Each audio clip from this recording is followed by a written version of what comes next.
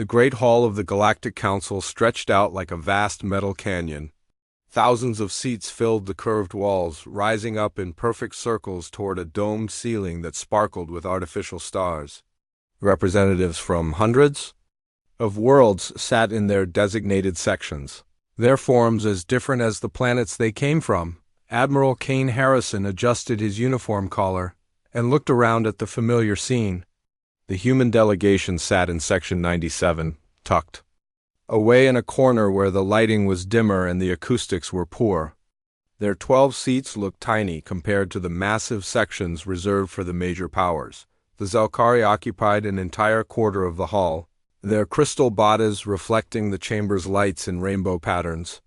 The Kethavar delegation filled another huge section, their tall forms moving with the fluid grace of predators. The hegemony representatives sat in the center, their technology so advanced that they appeared as shimmering holograms rather than physical beings. And then there was Earth, 12 humans in simple blue uniforms sitting in the cheap seats like unwanted guests at a wedding. Dr. Lisa Murphy leaned over to Harrison. Her blonde hair was pulled back in a practical bun, and her green eyes showed the same frustration that had been building for years. 32 years of this, she whispered. 32 years of sitting in the back row while they decide the fate of the galaxy.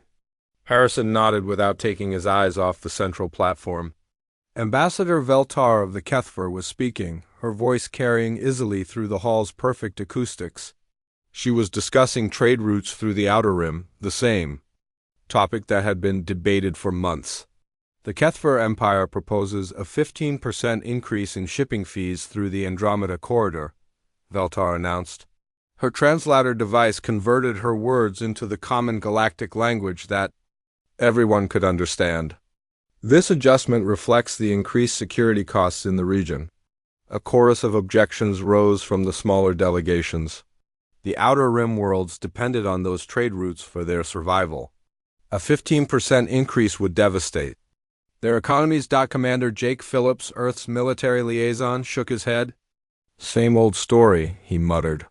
The big powers squeeze the little ones, and everyone else has to live with it. Harrison watched as the debate continued. The hegemony delegates supported the Kethavar proposal, as they always did. The Zelkari offered a compromise that would reduce the increase to 10%, but only for their own trade partners. The smaller worlds protested, but their voices were drowned out by the major powers. This was how it always went. The council claimed to represent all worlds equally, but everyone knew the truth. The big three species made the real decisions, and everyone else just had to accept them. Dr. Murphy pulled out her tablet and showed Harrison the latest reports from Earth. Food shortages in South America are getting worse. The new medical facility in Africa needs supplies we can't manufacture. The Australian mining colonies are running out of equipment. All problems that could be solved with access to galactic technology. All requests that had been politely declined or delayed indefinitely. We need quantum processors for the African hospital, Murphy continued. The council has millions of them sitting in warehouses. But we're still classified as a developing species, so we can't have access to advanced technology. Harrison had heard this argument countless times. Earth's technology was primitive by galactic standards. Their fastest ships took months to travel distances that other species covered in days. Their weapons were simple projectile systems that couldn't penetrate modern shields. Their computers were mechanical contraptions compared to the quantum systems used by advanced civilizations. The classification made sense from a technical standpoint. But it also meant that humanity remained trapped in permanent second-class status. Captain Amy Foster, Earth's naval intelligence officer, was studying her own tablet. Her dark hair fell across her face as she frowned at the data. The hegemony just approved another technology-sharing agreement with the Zelkari. New gravity manipulation systems, improved hyperspace drives, enhanced defensive shields. But not for us, Phillips said bitterly. Never for us. The debate on the central platform was winding down. The Kethavar proposal would pass, as everyone knew it would. The Outer Rim worlds would pay the higher fees or find new trade routes. The cycle would continue. Ambassador Veltar called for a vote. The results appeared on the massive display screens throughout the hall. Green lights for approval, red for rejection, yellow for abstention. The major powers voted green. Most of the smaller delegations voted red, but they didn't have enough seats to matter. The humans voted red as well. Though their 12 votes were barely visible among the thousands of others, Harrison stood up as the session ended. Around him, delegates began filing out of the hall, their conversations filling the air with dozens of different languages. The humans gathered their few belongings and prepared to leave. "Same time next week?" Dr. Murphy asked with tired humor. "Same time next week," Harrison confirmed. As they walked toward the exit, Harrison caught a glimpse of the hegemony delegation. The holographic forms were discussing something in their own language, their words too rapid for the translation devices to follow. Whatever they were planning, it didn't involve consulting with the lesser species. The human delegation made their way through the station's corridors toward their modest quarters. The Galactic Council Station was a marvel of engineering, a massive structure that housed millions of beings from across the galaxy. But even here, the humans were relegated to the less desirable sections. Their quarters were small and cramped, with basic amenities that barely met minimum standards. The other delegations had luxury suites with advanced technology and personal servants. The humans had 4 rooms and a shared bathroom. "I received another message from the president today," Harrison told his team as they gathered in the common area. "The situation on Earth is getting worse. The climate control systems are failing, and we don't have the technology to fix them." "What did you tell him?" Phillips asked. "The same thing I tell him every week. We're working on it." But they weren't really working on it.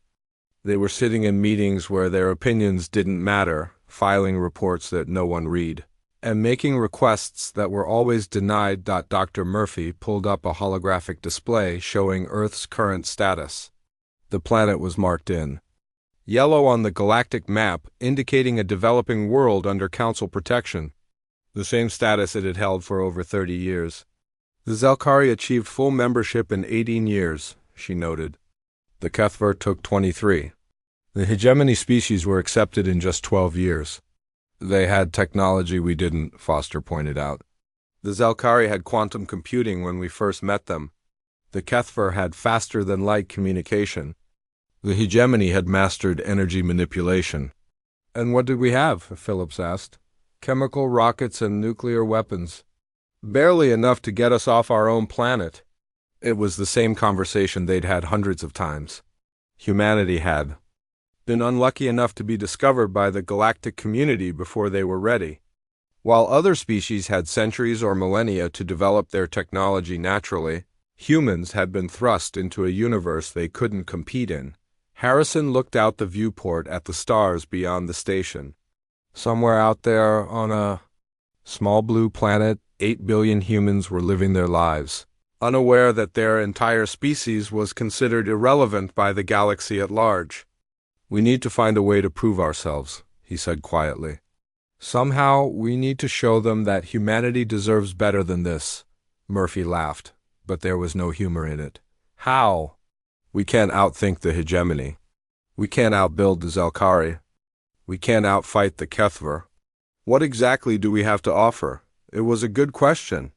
Harrison had been asking himself the same thing for years. What made humanity special? What unique quality could they bring to the galactic community? He didn't have an answer. But somewhere in the back of his mind, he couldn't shake the feeling that they were missing something important. Something that would change everything. Outside the viewport, the stars continued their eternal dance, holding secrets that none of them could imagine. The emergency alarm cut through the peaceful morning like a blade. Admiral Kane Harrison jerked awake in his narrow bunk, his heart racing as the station's lights flashed red. The automated voice echoed through the corridors in a dozen languages. "All delegates report to emergency assembly immediately. This is not a drill." Harrison grabbed his uniform and rushed to wake the other humans. Dr. Lisa Murphy was already pulling on her boots, her face pale in the flashing lights. Commander Jake Phillips stumbled out of his room, his hair messy but his eyes alert. What's happening? Captain Amy Foster asked as she joined them in the corridor. I don't know, Harrison replied, but his stomach was already twisting with dread. In 32 years of service, he had never heard an emergency assembly called. The corridors were filled with delegates from hundreds of worlds, all moving toward the Great Hall with the same confused urgency. Zelkari moved in perfect formation, their crystal bodies reflecting the alarm lights. The Kethver delegates stalked through the crowds with predatory grace, their tall forms cutting through the chaos. The human delegation found their usual seats in Section 97, but something was different. The major powers weren't in their normal positions. Instead, they had gathered on the central platform, their forms tense with obvious stress. Fleet Admiral Zorthek of the Hegemony appeared first, his massive holographic form shimmering into existence. His forearms moved in agitated patterns. As he accessed data streams that flowed around him like liquid light, Harrison had never seen the calm Hegemony leader show such emotion. Delegates of the Galactic Council, Zorthek began, his voice carrying to every corner of the hall. We face an unprecedented crisis. 3 weeks ago, the outer colonies in the Epsilon sector went silent.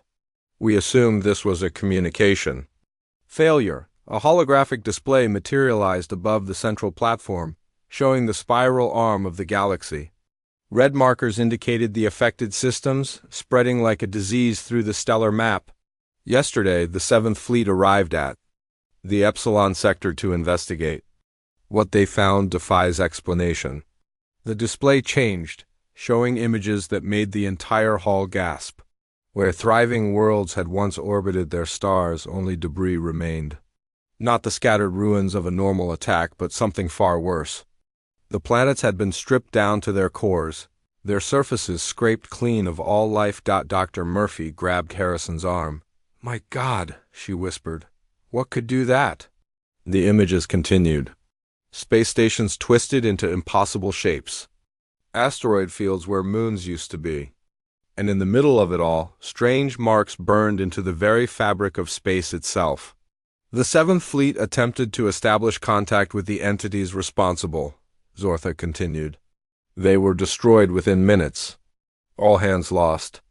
No survivors, the hall erupted in shocked voices. The 7th Fleet was one of the most powerful military forces in the galaxy. 300 ships armed with the latest technology, commanded by the best officers from a dozen species. Ambassador Veltar of the Kethver stepped forward. Show them the recordings, she said. Her normally smooth voice cracking with strain, the holographic display shifted again. This time it showed the final transmission from the 7th Fleet. The image was grainy and filled with static, but what it revealed made everyone in the hall fall silent. Shapes moved through space, but they weren't ships. They were organic, flowing forms that seemed to bend light around them. They moved without visible propulsion, changing direction instantly, flowing through space like living liquid. The fleet's weapons had no effect, Zorthek explained. Energy beams were absorbed.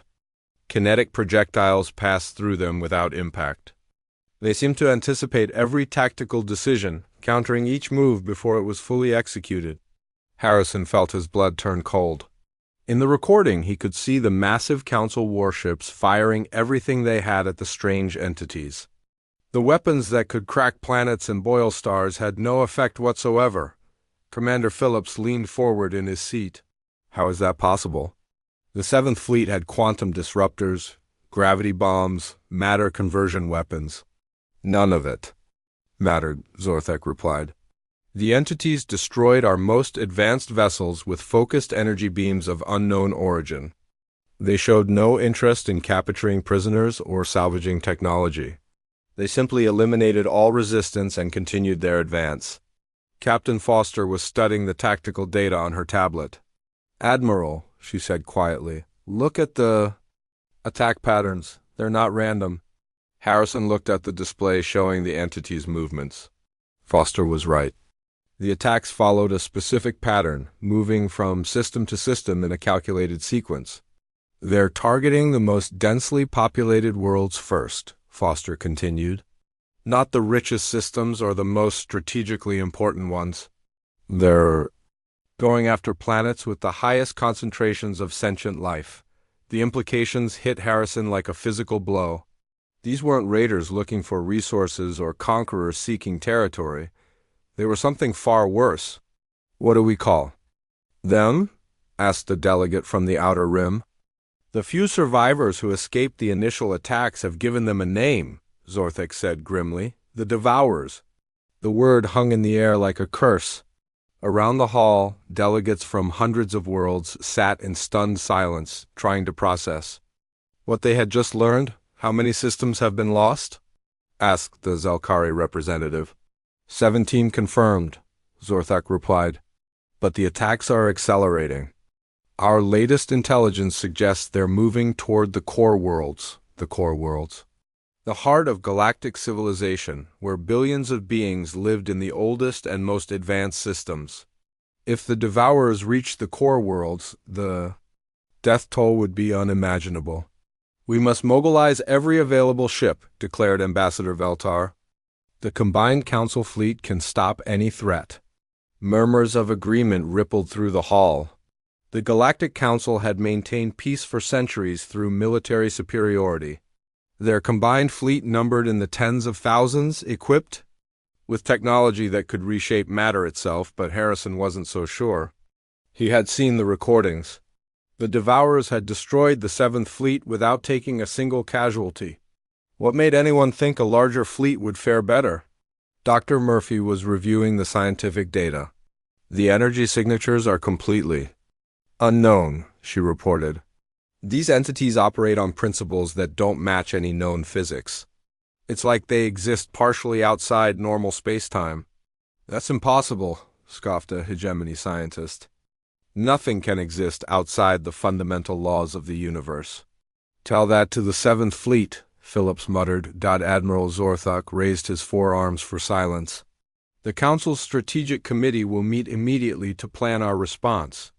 All available military assets will be recalled to defend the core worlds." As the emergency session continued, Harrison found himself studying the tactical displays with growing unease. The Devourers' attack patterns reminded him of something, but he couldn't place what. Captain Foster had been thinking the same thing.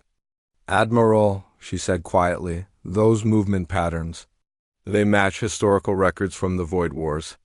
Harrison's blood ran cold. The Void Wars were ancient history, a conflict that had ended 3 centuries before humanity had even achieved faster than light travel. They were mentioned in the oldest galactic databases, but the records were incomplete and contradictory. "That's impossible," Harrison replied. "The Void Wars ended with the complete destruction of both sides?" "That's what the official records say," Foster agreed. "But what if they're wrong?" Across the hall, Harrison noticed a figure he had never paid attention to before. Commander Ryan Bell sat in the human section's back row, his pale features expressionless as he watched the proceedings. Bell was Earth's archaeological specialist, a quiet man who rarely spoke in meetings, but now, as the debate raged around them, Bell was studying the tactical displays with obvious recognition.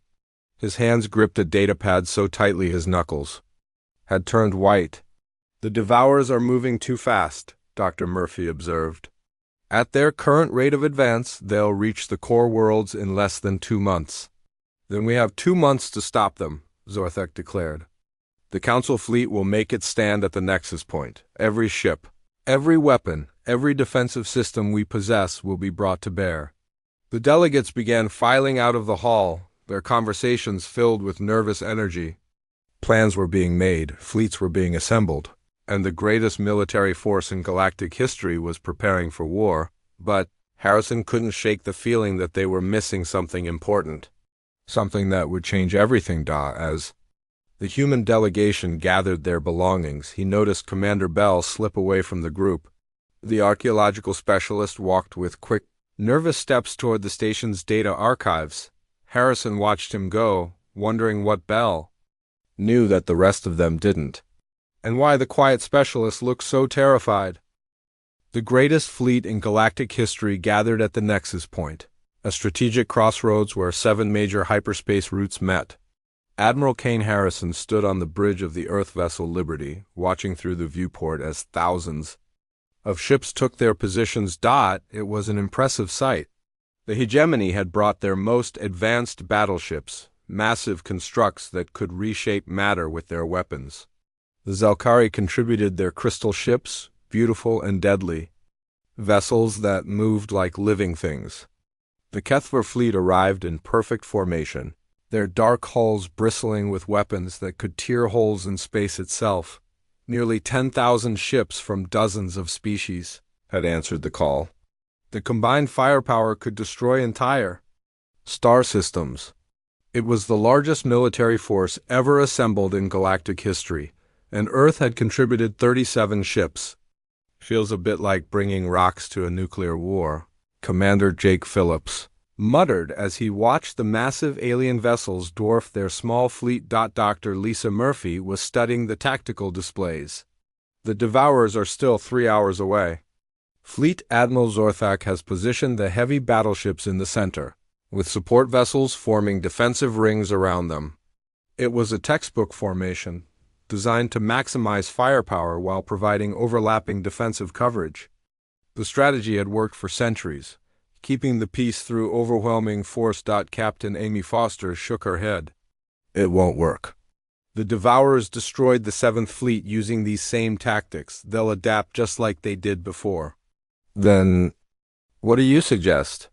Harrison asked. Foster didn't have an answer. None of them did. They were facing an enemy that defied every known rule of warfare, using technology that seemed to ignore the laws of physics. The waiting was the worst part. 3 hours stretched like an eternity as the massive fleet held position. Crews checked.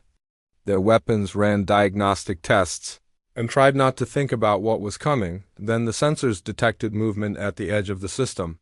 Contact, announced the Liberty's communications officer. Multiple targets emerging from hyperspace. The main display showed what looked like tears in space itself. Dark shapes poured through the openings, moving with impossible speed toward the waiting fleet. Harrison had seen the recordings, but witnessing the Devourers firsthand was different. They weren't ships in any recognizable sense. They were living. Darkness, flowing through space like liquid shadow. Some were small, no bigger than fighters. Others stretched across kilometers, their forms constantly shifting and changing. All ships, weapons free, came Fleet Admiral Zorthaka's voice over the communications channel. Engage at maximum range. The response was immediate and devastating. 10,000 ships opened fire at once, filling space with energy beams, kinetic projectiles, and exotic weapons that bent reality itself. The barrage was so intense that it created new stars in the darkness. For a moment, Harrison thought they might actually win. The concentrated firepower was beyond anything the galaxy had ever seen. Surely nothing could survive that kind of assault. But as the energy dissipated, the Devourers were still there, unchanged, undamaged, moving forward as if nothing had happened. Impossible, whispered Dr. Murphy. They absorbed everything. Every weapon, every energy beam, every kinetic impact. The Devourers didn't return fire immediately. Instead, they spread out, surrounding the fleet with fluid movements that seemed to anticipate every tactical decision. They flowed around the defensive formations like water around rocks. When they finally attacked, it was swift and brutal. Focused. Beams of dark energy lanced out from the entities, striking the largest ships first. The proud vessels of the hegemony, with their advanced shields and quantum armor, simply vanished. Not destroyed, not damaged, but erased from existence as if they had never been. All Earth vessels, emergency retreat, Harrison ordered. Fall back to Rally Point Omega. Around them, the greatest fleet in galactic history was dying. The Zelkari. Crystal ships shattered like glass under the Devourer's assault. The Kethver battleships, feared throughout the galaxy, were consumed by the flowing darkness. Ship after ship disappeared into the void. The Liberty shuddered as a dark energy beam passed close by, its shields flickering under the strain. Harrison gripped the bridge railing as they fled the battle, watching the pride of galactic civilization burn behind them. The engagement lasted exactly 14 minutes. When it was over, fewer than 100 ships remained from the original 10,000. The Devourers had taken no casualties whatsoever. The survivors limped back to Council space, carrying news of the most devastating military defeat in recorded history. The Devourers continued their advance, now moving directly toward the core. Worlds with nothing standing in their way. Emergency sessions were called on every major world. Panic spread through the galaxy as the reality of the situation became clear. The most powerful military force in history had been completely destroyed. Admiral Harrison found himself back in the council chambers, but this time the atmosphere was different. The arrogance was gone, replaced by fear and desperation. Delegates, who had once ruled the galaxy with confidence, now faced the prospect of extinction. "We must consider evacuation," suggested the Zelkari representative. "Gather what population we can and flee to the outer galaxies." "Cowardice," spat Ambassador Veltar. "The Kethver do not run from battle." "What battle?" demanded a delegate from the Outer Rim. "Our weapons are useless against them. Our ships are no match for their technology. How do we fight an enemy we cannot hurt?" The arguments continued for hours, but Harrison could see the truth in their eyes. They were beaten. The galaxy's leaders had no plan, no strategy, no hope of victory. It was then that Commander Ryan Bell stood up. The human archaeological specialist had been sitting in the back row, silent as always. His pale face showed no emotion as he walked toward the central platform. Most delegates barely noticed him. "Honored delegates," Bell began, his voice carrying across the suddenly quiet chamber. "I believe I know what we're facing." Fleet Admiral Zorthuk turned his massive holographic form toward the human.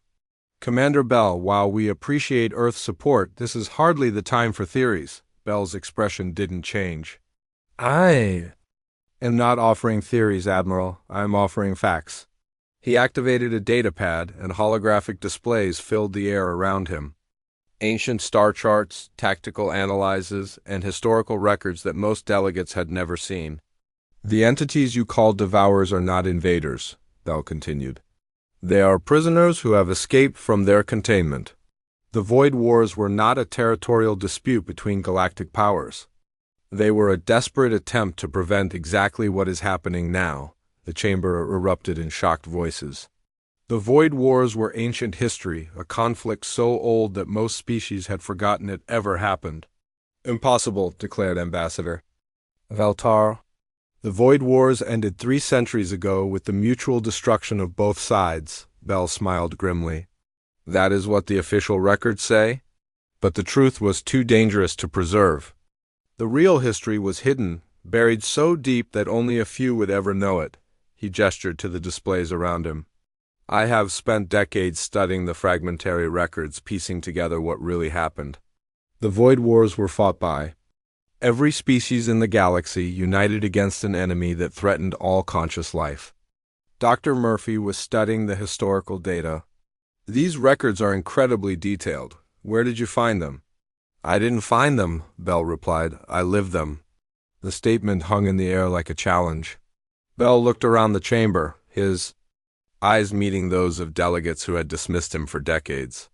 "I am Kyrethto Vashtar," he said, using words in the ancient Kethver language. "The last speaker of the Void Watch, and I have been waiting for this day for over 300 years. The chamber fell into complete silence. The title Bell had claimed was from the oldest military traditions, a rank that had been lost to time. The Void Watch had been the elite force that fought in the legendary wars, and according to all records, they had been extinct for centuries. "You claim to be Void Watch?" Ambassador Veltar asked, her voice shaking. "The last speaker died with the final battle." "The last speaker was ordered to survive," Bell corrected. "To live an ordinary life, to wait and watch, to hope this day would never come. But if it did, to be ready." He stepped forward, his simple human appearance suddenly seeming like a disguise. "The Void Watch was never exclusively from one species. We recruited from every world, every race that could understand the true nature of the threat. Some of us survived by taking new identities, living quiet lives among the populations we had sworn to protect. Harrison felt his understanding of the galaxy shift. The quiet archaeologist who had sat in the back row for years was something else entirely, something ancient and dangerous. The Devourers are not their real name, Bell continued. They are fragments of the consuming dark, entities that exist partially outside normal space-time. They feed on consciousness itself, growing stronger with each mind they absorb. The historical displays showed battle scenes from the Void Wars, tactics and weapons that had been lost to time. Harrison could see the similarities to what they were facing now. We defeated them before, Bell said, but the cost was enormous. Entire star systems were sacrificed to power. The emergency session had transformed into something completely different. Commander Ryan Bell stood at the center of the chamber, surrounded by delegates who had spent decades ignoring him.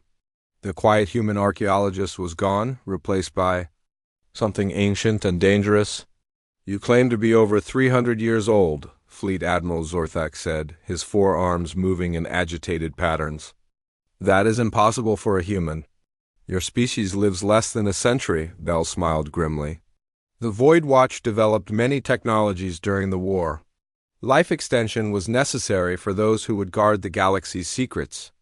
I have lived many lifetimes, Admiral, watching and waiting. Ambassador Veltar stepped forward, her tall form rigid with disbelief. The historical records show that the Void Watch was exclusively Kethver. Our greatest warriors are most honored. Traditions, your records were altered, Bell replied calmly. Just as the records of every species were changed. The truth was too dangerous to preserve. The Void Watch recruited from every world, every species that could understand what we were fighting. Admiral Harrison felt his world shifting beneath him. Everything he thought he knew about galactic history was wrong. The quiet specialist who had sat in the back row for years was actually a warrior from a legendary military order. Tell us about the consuming dark, Dr. Lisa Murphy said. What are we really fighting? Bell activated his datapad and new holographic displays filled the air. The images showed entities that looked like living shadows, flowing through space without ships or technology. They are not from our universe, Bell explained. They exist in the spaces between dimensions, feeding on consciousness itself. Every thinking mind they consume makes them stronger, more intelligent, more dangerous. The displays showed planets stripped of all life, their surfaces scraped clean down to the bedrock. But the destruction wasn't random. The consuming dark had targeted specific locations, specific populations. They don't want resources or territory, Bell continued. They want minds. The more complex the consciousness, the more they gain from consuming it. That's why they target the most populated worlds first. Captain Amy Foster was studying the tactical data. The attack patterns we've seen match what you're showing us. They're not trying to conquer us. They're trying to eat us. Exactly, Bell confirmed. And each world they consume makes them smarter, faster, more dangerous. They learn from every mind they absorb, gaining knowledge and experience with each victory. Commander Jake Phillips leaned forward. How did you defeat them before? Bell's expression grew distant. We didn't defeat them. We contained them. The war lasted over 50 years and cost billions of lives. Entire star systems were sacrificed to power the quantum containment field that held them. The holographic displays showed the final battle of the Void Wars. Massive fleets from dozens of species fought desperately against the flowing darkness. But it wasn't a conventional battle. The defenders were using weapons that seemed to tear holes in reality itself. The containment field was powered by the conscious energy of an entire star system, Bell explained. 2 billion sentient beings volunteered to link their minds together, creating a psychic barrier that the consuming dark couldn't cross. The chamber fell silent as the implications sank in.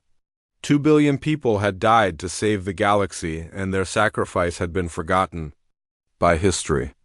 What happened to the field? Asked Dr. Murphy. Time, Bell answered simply. The quantum matrices were designed to last millennia, but not forever. The power source has been gradually weakening for centuries. 3 months ago, gravitational Anomalies in the void sector caused the final collapse. Harrison studied the ancient star charts. The void sector is where the first attacks occurred. That's where they were imprisoned. Yes, Bell confirmed. And now they're free, stronger than ever. They've had 3 centuries to study the minds they consumed during the war. They know our tactics, our weaknesses, our fears. Fleet Admiral Zorthak's holographic form flickered with agitation. Then how do we fight them? Our most advanced weapons are useless against them. Your advanced weapons, yes, Bell agreed. But the Void Watch develops specific technologies for fighting the consuming dark, weapons that target their dimensional phase variants, shields that can resist their consciousness-draining effects. He paused, looking around the chamber at the desperate faces of the galactic leadership. However, these technologies cannot be simply handed over. They require a specific mindset, a particular approach to warfare that most species abandoned long ago. Dr. Murphy frowned. What kind of approach? The kind that humanity has never abandoned, Bell replied, his eyes focusing on the human delegation.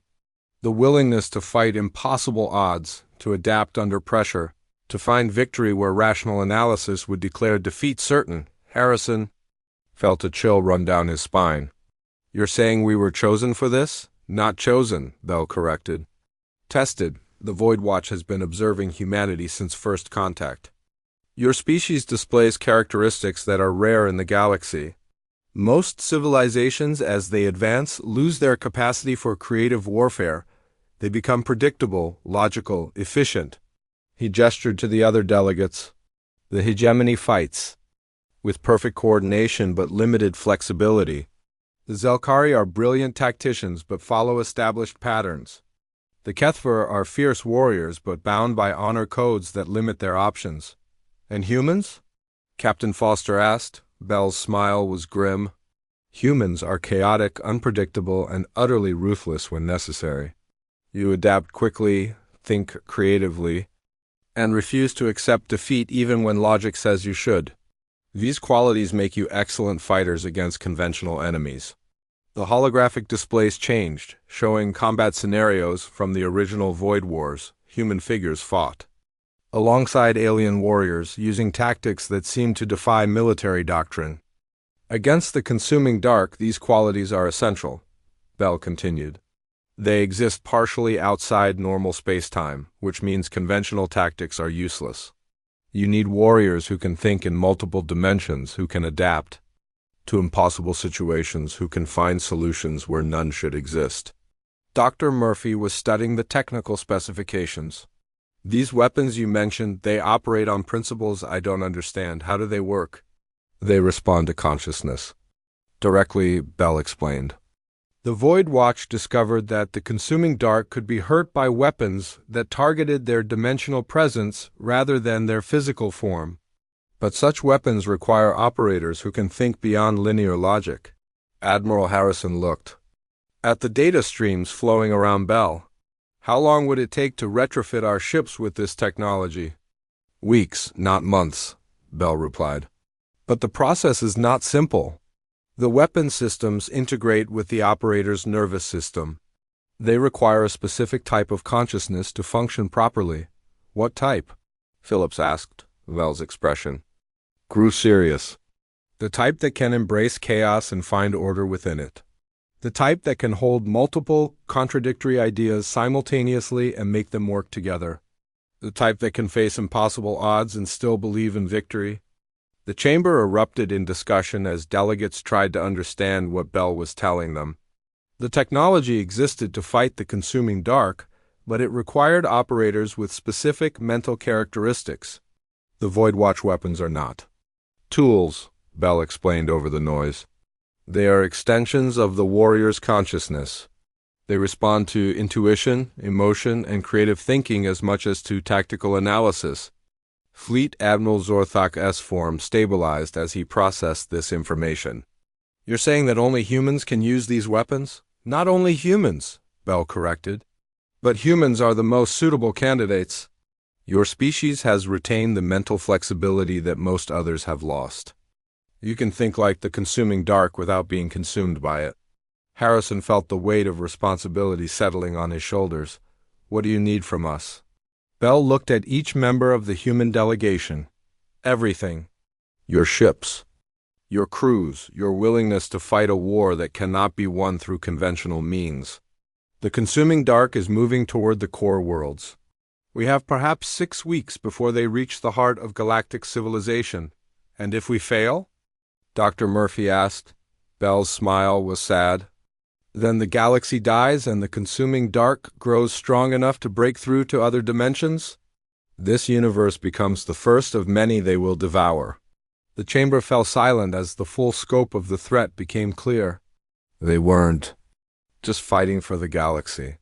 They were fighting for reality itself. I need volunteers, Bell said quietly. Humans who are willing to bond with Voidwatch technology, to become something more than human in order to fight something less than. Natural, Admiral Harrison stood up. You have them. The transformation of Earth's fleet took 6 weeks. Admiral Kane Harrison stood in the retrofit bay of the space station, watching as human ships were rebuilt with technology that had been hidden for centuries. The process was unlike anything he had ever seen. The Voidwatch weapons didn't just attach to the ships. They grew into them, forming connections that seemed almost alive. Dark metal flowed like liquid, integrating with hull plating and power systems. The weapons themselves defied easy description, looking more like organic growths than manufactured devices. It's like the ships are becoming something else, Dr. Lisa Murphy observed as she watched the Liberty undergo its transformation. The technology is rewriting the basic structure. Commander Ryan Bell nodded, his pale face showing the strain of the past weeks. Void Watch technology was designed to interface directly with consciousness. The ships must become extensions of their crews' minds. The process was taking its toll on everyone involved. The human volunteers who would operate the weapons had to undergo neural modifications that left them changed. Captain Amy Foster emerged from her first session with silver traces running through her hair and eyes that seemed to see too much. It's like having another person in your head, she explained to Harrison. The weapon system has its own awareness. It thinks and feels and remembers things I've never experienced. Commander Jake Phillips had undergone similar modifications.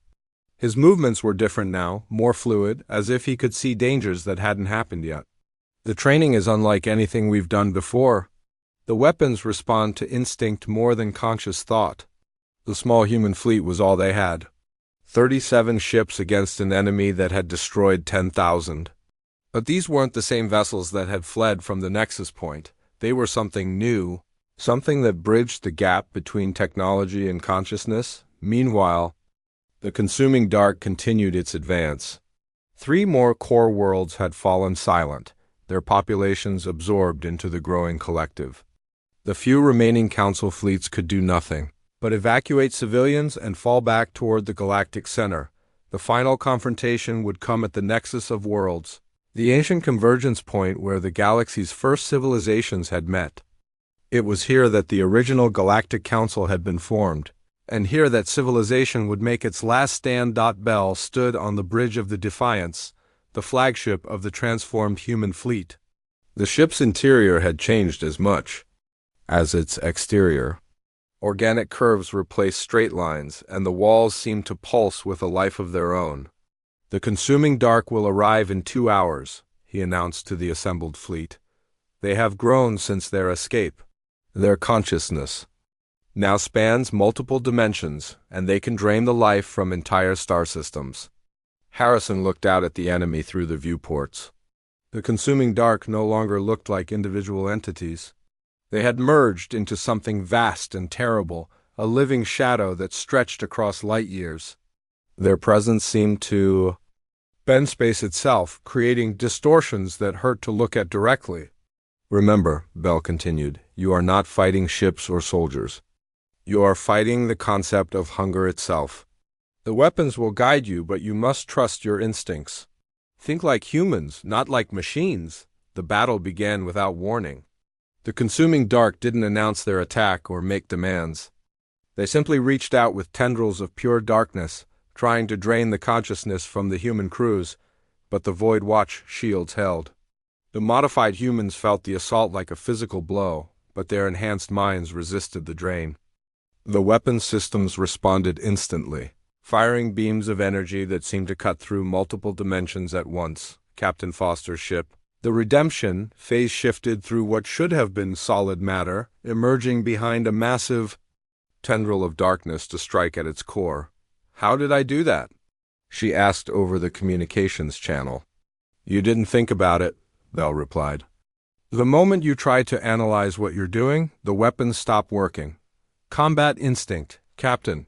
Pure human intuition. The battle was unlike anything in recorded history. The human ships moved in ways that defied physics, their crews anticipating attacks that existed in multiple timelines simultaneously. They fought with a creativity that the consuming dark couldn't predict or counter." Admiral Harrison watched as Philip's ship somehow fired its weapons backward through time, hitting the enemy before they had finished forming their attack. "This is impossible," he muttered. "Impossible is what humans do best," Bell replied with a grim smile. The tide of battle turned slowly. The consuming dark, accustomed to overwhelming any opposition through sheer force, found themselves facing enemies who refused to fight by conventional rules. The humans used tactics that contradicted everything they had been taught, made decisions that defied logic, and somehow consistently found ways to hurt entities that had been invulnerable for centuries. But the cost was enormous. Half the human fleet was destroyed in the first hour of fighting.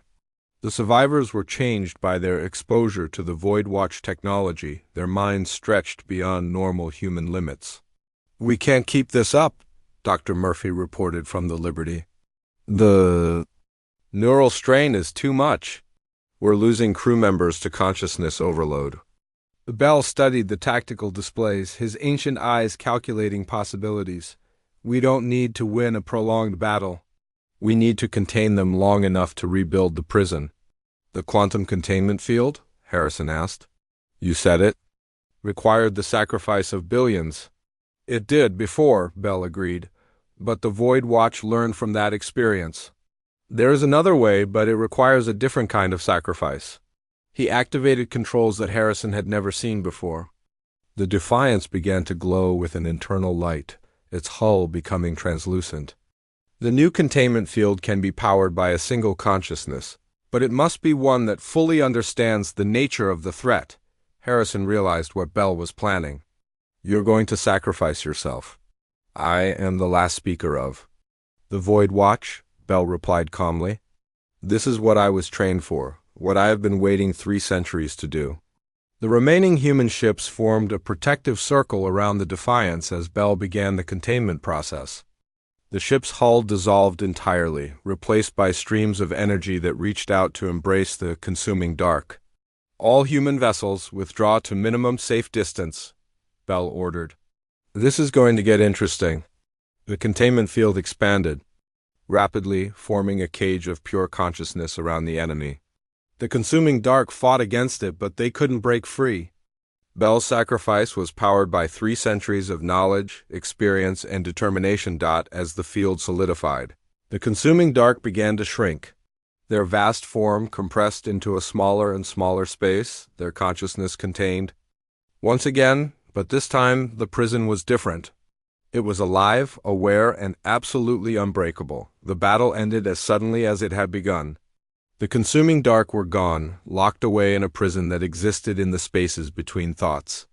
The galaxy was safe, but the cost had been enormous. Admiral Harrison stood alone on the bridge of the Liberty, looking out at the empty space where the enemy had been. Around him, the surviving human ships drifted in silence, their crews forever changed by what they had experienced. In the aftermath, the Galactic Council offered humanity a permanent seat at the leadership table. Earth's representatives would never again be relegated to the observer section. Trade agreements were signed, technology was shared, and humanity was welcomed as a full member of galactic civilization, but Harrison declined the offer on behalf of his people. "The Void Watch was never meant to rule," he explained to the assembled delegates. "We were meant to guard. The galaxy is safer when we remain hidden, ordinary, overlooked." He smiled at the confused faces around him. Besides, I think we've had enough excitement for one lifetime. We have reports to file. As the emergency session concluded and the delegates began returning to their worlds, none of them noticed the small figure in the back row making notes on a data pad. The galaxy had learned that humanity was not to be underestimated, but they had also learned that sometimes the most powerful guardians were the ones who chose to remain invisible. The Void Watch would continue its eternal vigil, hidden among the stars, waiting for the day when the darkness might return. And at the center of it all, humanity would stand ready, no longer ignored, but choosing when to be seen. The galaxy was safe, and the humans had returned to their quiet corner of space, content to be overlooked once again. But those who had fought in the final battle would never be the same. They carried the knowledge of what lurked in the spaces between worlds, and they would be ready if it ever returned. Some legends, Admiral Harrison thought as he filed his final report, were better left forgotten. But some guardians needed to remember everything.